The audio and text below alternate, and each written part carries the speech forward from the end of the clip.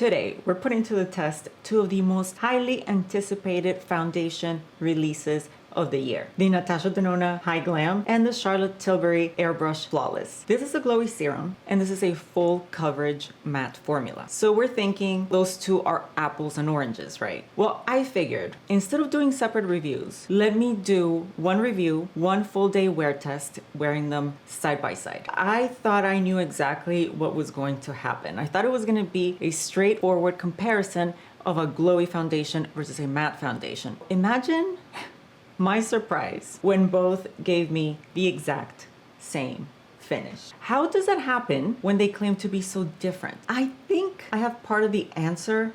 Let's see how it went down. All right, let's kick things off with the Natasha Denona Hy-Glam Foundation.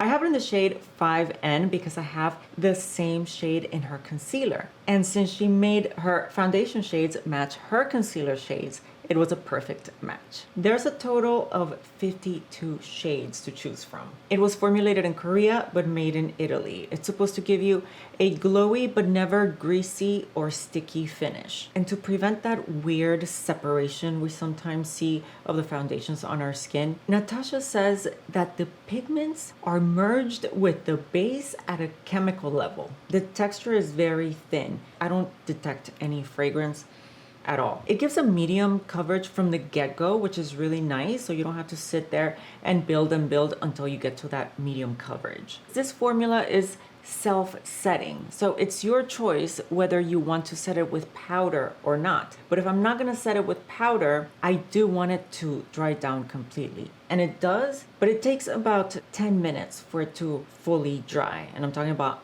thin layers. It's not a big deal to wait 10 minutes, but it's something that I want to know in advance. I wouldn't go in with powder immediately after application because I'd be concerned that I'd be lifting the foundation with my brush, the powder brush. Now switching over to the other side of the face, we have the newly reformulated Charlotte Tilbury Airbrush Flawless Foundation. I don't have the original. I have this one, her Beautiful Skin Foundation. I have it in the shade 7 Warm. I bought it at Nordstrom and I got matched, but I was wearing Self Tanner. This shade is just way too dark and too orange for my normal skin tone. So I took a guess and I got 5N. Even 5N looks warm to me. So it's not a perfect match.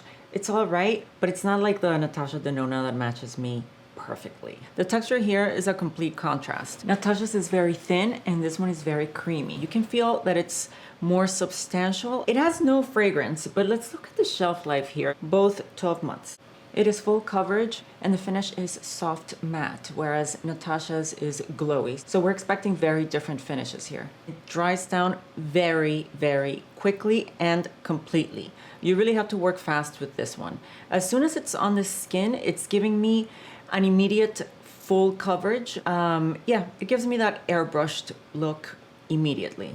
Both foundations are on, and see what I mean? I expected to see one side radiant, one side matte, but they both look the same. We're gonna come back to this to discuss it in more detail because it makes no sense. Let's talk about skin types. Natasha Denona says that this is good for all skin types because even though it claims to be glowy, it has sebum control. So even if you are oily, that sebum control should help balance out your oils. With Charlotte, you'd think, okay, if I'm dry, I should probably stay away from this one. But if you look at her website, she says that there's a ton of hydration here. So even though there's nowhere in the product page that says specifically what skin type this is for, I get the impression that she's saying that it's good for everybody because of that added hydration. So if you're dry, that hydration is gonna help you out. So anybody can wear this. By the way, we're not applying any powder today because both of these formulas claim to be self-setting. So I really wanna see how they perform on their own. It's been an hour and a half since I first applied the foundations. Let's do a transfer test on these two white napkins. And I'm really pressing hard. Let me look at them.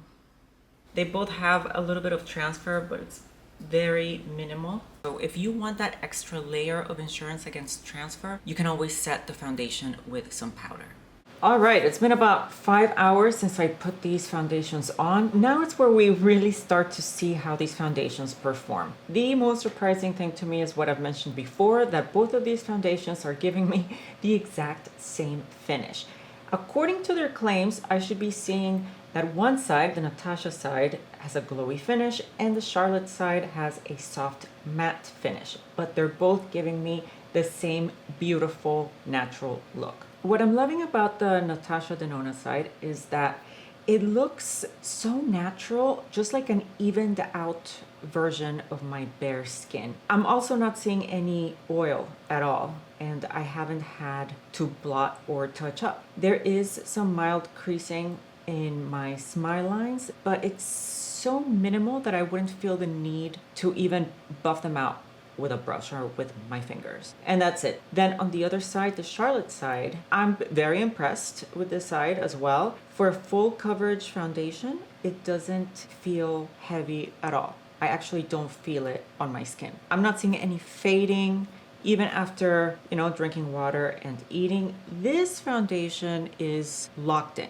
It's not going anywhere. This Charlotte side does have about 3 times more creasing in my smile lines than the Natasha Denona side. Regarding shine, on the Charlotte side, I see enough shine starting to form, to come through, that I would want to either powder or use blotting paper. Let's use blotting paper on both sides and see the amount of oil that the paper absorbs. The Charlotte Tilbury side looked definitely shinier, but it's not obvious in the blotting papers. They look the same. For a full coverage foundation, well, it doesn't matter what coverage, I think they're both looking great. But since we have them side by side, we can nitpick and identify those little differences that are definitely there. Number one, the settling here on my smile lines. I see it here, I don't see it on this side. 2, the foundation is appearing more heavy and more makeup looking right here under the chin. You can clearly see it. I don't see that happening here. Other than that, the rest of the face appears intact. Time for my final thoughts. After wearing these 2 foundations for 2 full days, yes, it ended up being 2 days, not 1, because I just had to double check. The whole finish situation had me very confused.